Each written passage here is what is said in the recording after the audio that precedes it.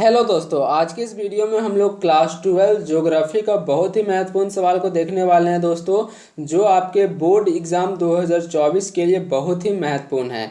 यहाँ से दोस्तों आप लोगों के एग्ज़ाम में बहुत सारे प्रश्न देखने को मिलेंगे, तो वीडियो को पूरा देखिएगा दोस्तों, ताकि आपका एक भी प्रश्न छूट ना जाए। ठीक है, क्योंकि दोस्तों अब आप लोग के एग्ज़ाम में अधिक समय नहीं बचा हुआ है। 6 फरवरी से आप लोगों का एग्ज़ाम स्टार्ट है। ठीक है, तो चलिए वीडियो को बिना देर किए हुए स्टार्ट करते हैं। पहला प्रश्न देखिए दोस्तों, आपके स्क्रीन पे है, मानव भूगोल क्रियाशील। ठीक है, मानव भूगोल क्रियाशील मानव और अस्थायी पृथ्वी के परिवर्तनशील संबंधों का अध्ययन है, यह किसने कहा है। ये जो आपका लाइन है दोस्तों, ये कौन से विद्वान ने कहा है। ठीक है, प्रोफेसर हॉन्टिगन, कुमारी सैंपल, जीनू ब्रूस या फिर डेविस। तो इसका सही आंसर हो जाएगा दोस्तों ऑप्शन नंबर बी। ठीक है, Kumari sample, option number B इसका करेक्ट आंसर है। आगे देखिए, दूसरा नंबर प्रश्न है, निम्नलिखित में से कौन सा एक विरल जनसंख्या वाला क्षेत्र नहीं है। Which of the following is a not a sparsely populated area. इनमें आपका ऑप्शन है दोस्तों अटकामा, भूमध्य सागर प्रदेश, ध्रुवीय प्रदेश, दक्षिण पूर्वी एशिया।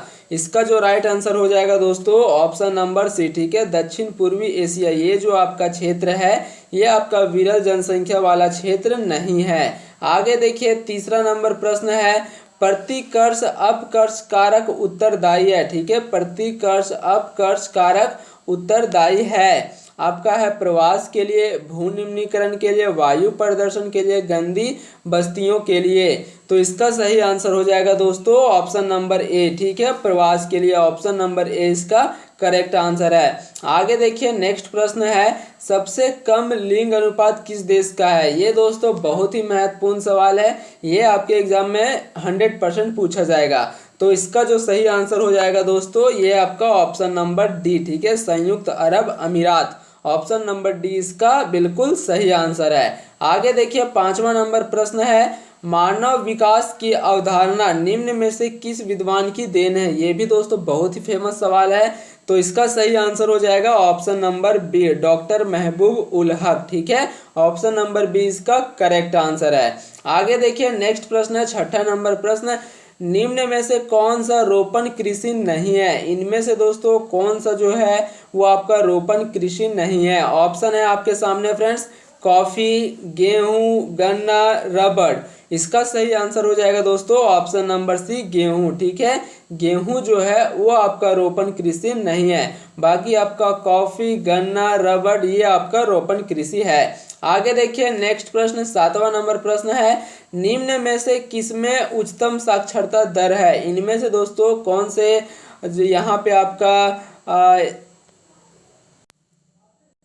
यहाँ पे दोस्तों आप लोगों को केंद्र शासित प्रदेश दे दिया गया है, और इनमें से पूछा गया है कि कौन सा केंद्र शासित प्रदेश में जो है साक्षरता दर अधिक है, ऊंच है। ठीक है, लक्षद्वीप, चंडीगढ़, दमन दीव, अंडमान निकोबार। इसका सही आंसर हो जाएगा दोस्तों ऑप्शन नंबर ए। ठीक है, लक्षद्वीप। आगे देखिए, नेक्स्ट प्रश्न है, आठवां नंबर प्रश्न आपकी स्क्रीन पे है, सन 2011 की जनगणना के अनुसार भारत की जनसंख्या कितनी है। ये दोस्तों बहुत ही महत्वपूर्ण सवाल है, ये सवाल आपके एग्जाम में 100% पूछा जाएगा। ठीक है, तो इसको तो आपको निश्चित ही याद रखना है। इसका सही आंसर हो जाएगा दोस्तों ऑप्शन नंबर बी। ठीक है, 121.01 करोड़, ऑप्शन नंबर बी इसका सही आंसर है। आगे देखिए, नेक्स्ट प्रश्न है आपके सामने, नई औद्योगिक नीति की घोषणा कब की गई। नई औद्योगिक नीति की घोषणा कब की गई। आपके सामने चार ऑप्शन है दोस्तों, 1990, 1991, 1992, 1993।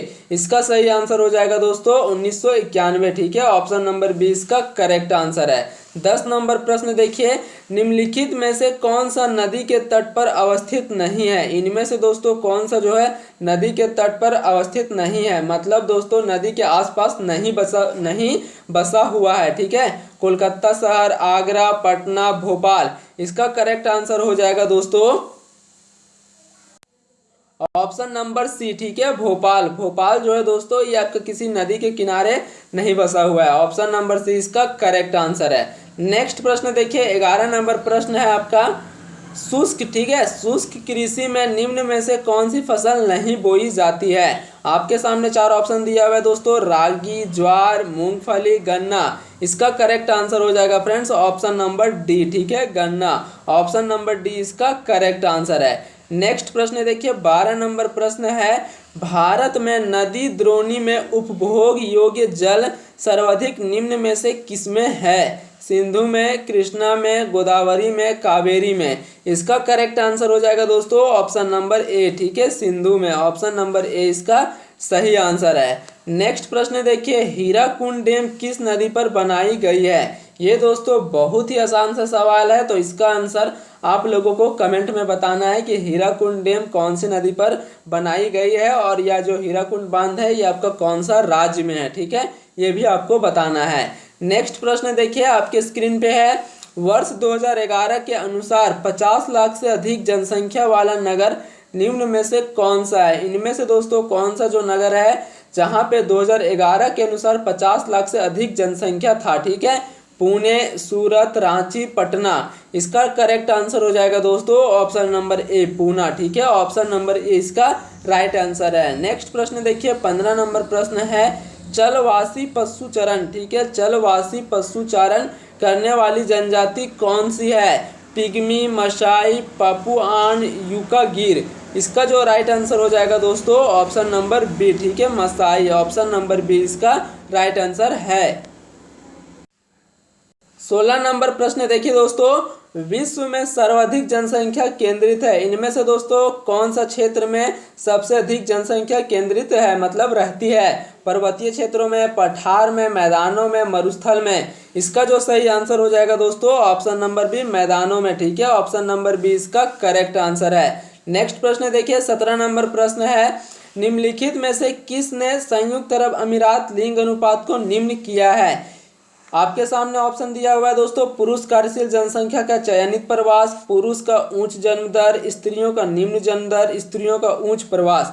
इसका जो करेक्ट आंसर हो जाएगा दोस्तों ऑप्शन नंबर ए, ठीक है, पुरुष कार्यशील जनसंख्या का चयनित प्रवास, ये आपका सही आंसर है। आगे देखिए 18 नंबर प्रश्न है, निम्नलिखित में से कौन सा देश उच्च मानव विकास वाला है? ठीक है, इनमें से दोस्तों कौन सा जो देश है ये आपका उच्च मानव विकास वाला है? दक्षिण अफ्रीका, भारत, नॉर्वे, चीन।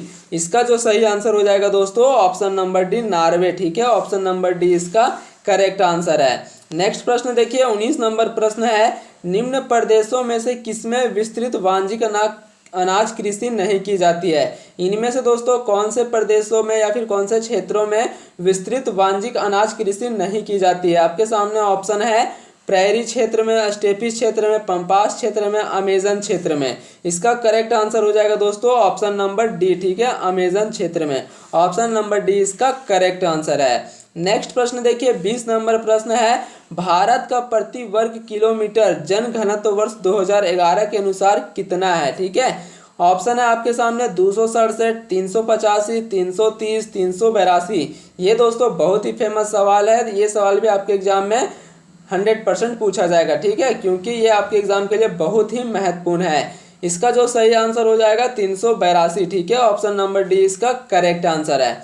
नेक्स्ट प्रश्न देखिए 21 नंबर प्रश्न, निम्न में से कौन सा कारक प्रवास का आकर्षक या फिर अनुकूल कारक है? ठीक है, इनमें से दोस्तों कौन सा जो कारक है प्रवास का आकर्षक या फिर अनुकूल कारक है? ऑप्शन है आपके सामने, महामारी, राजनीतिक अस्थिरता, रोजगार के अवसर, जल की उपलब्धता। इसका सही आंसर हो जाएगा दोस्तों ऑप्शन नंबर सी, ठीक है, रोजगार के अवसर। ऑप्शन नंबर सी इसका करेक्ट आंसर है। नेक्स्ट प्रश्न देखिए 22 नंबर प्रश्न है, मानव विकास सूचांक 2016 के संदर्भ में विश्व के देशों में भारत की निम्नलिखित में से कौन सा स्थान था? 110, 120, 140, 131। इसका सही आंसर हो जाएगा दोस्तों ऑप्शन नंबर सी, ठीक है, 131। ऑप्शन नंबर सी इसका बिल्कुल सही आंसर है। नेक्स्ट प्रश्न देखिए 23वां नंबर प्रश्न,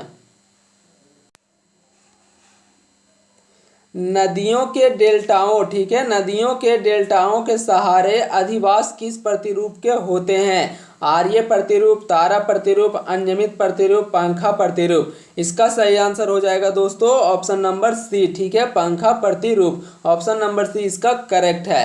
नेक्स्ट प्रश्न देखिए 24 नंबर प्रश्न, आर्द्र कृषि में कितनी वार्षिक वर्षा आवश्यक है? आर्द्र कृषि में कितनी वार्षिक वर्षा आवश्यक है? इसका जो सही आंसर हो जाएगा दोस्तों ऑप्शन नंबर सी, ठीक है, 75 सेंटीमीटर से अधिक, मोर देन 75 सेंटीमीटर, ठीक है, 75 सेंटीमीटर से अधिक। नेक्स्ट प्रश्न देखिए, 25 नंबर प्रश्न है, निम्नलिखित नदियों में से किस नदी के सर्वाधिक पुनः पूर्ति योग्य भूमि जल संसाधन है? आपके सामने ऑप्शन है गंगा नदी, गोदावरी नदी, कावेरी नदी, ब्रह्मपुत्र नदी। इसका सही आंसर हो जाएगा दोस्तों ऑप्शन नंबर ए, ठीक है, गंगा नदी। ऑप्शन नंबर ए इसका करेक्ट है। अगला प्रश्न देखिए, 26 नंबर प्रश्न, हरित क्रांति शब्द का प्रयोग सर्वप्रथम किस विद्वान ने किया? ये दोस्तों बहुत ही फेमस सवाल है, ठीक है, तो इसको भी आपको निश्चित ही याद रखना है क्योंकि ये आपके एग्जाम के लिए बहुत ही महत्वपूर्ण है। आपके सामने ऑप्शन दिया हुआ है दोस्तों, प्रोफेसर अमर्त्य सेन, डॉक्टर महबूब ul Haq, doctor William guard, या फिर आपके सामने ऑप्शन डी डार्विन। इसका जो सही आंसर हो जाएगा ऑप्शन नंबर सी, ठीक है, डॉक्टर विलियम गार्ड। इनका जो दोस्तों हरित क्रांति शब्द का सर्वप्रथम आपका उपयोग किए थे, ठीक है, डॉक्टर विलियम गार्ड। अगला प्रश्न देखिए, 27 नंबर प्रश्न है, भारतीय जनगणना इतिहास में किस वर्ष को ग्रेट डिवाइड की संज्ञा दी गई है? ये भी दोस्तों बहुत ही महत्वपूर्ण सवाल है। यहाँ पे आपका ग्रेट डिवाइड का मतलब हो जाएगा जनसंख्या विभाजन, ठीक है, भारतीय जनगणना इतिहास में किस वर्ष को जनसंख्या विभाजन की संज्ञा दी गई है? 1911, 1981, 1921, 1951।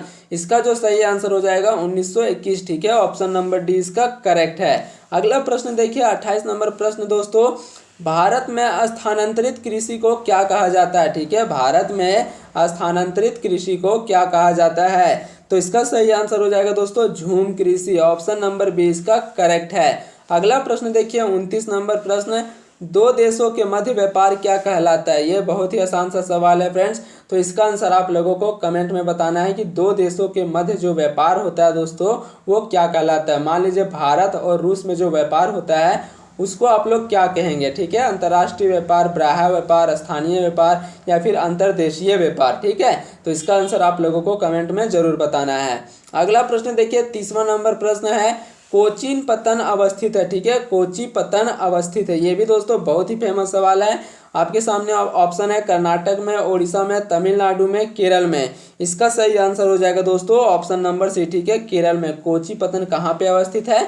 तो केरल में अवस्थित है।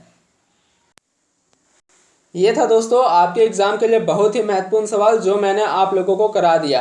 अब आपका काम है दोस्तों को वीडियो को आप लोग 2-3 बार देखें ताकि आप लोग एक बार में ही सब कुछ याद हो जाए। दोस्तों अगर वीडियो अच्छी लगी हो तो चैनल को सब्सक्राइब कर ले, वीडियो को लाइक कर ले और दोस्तों के साथ ज़्यादा से ज़्यादा शेयर करें।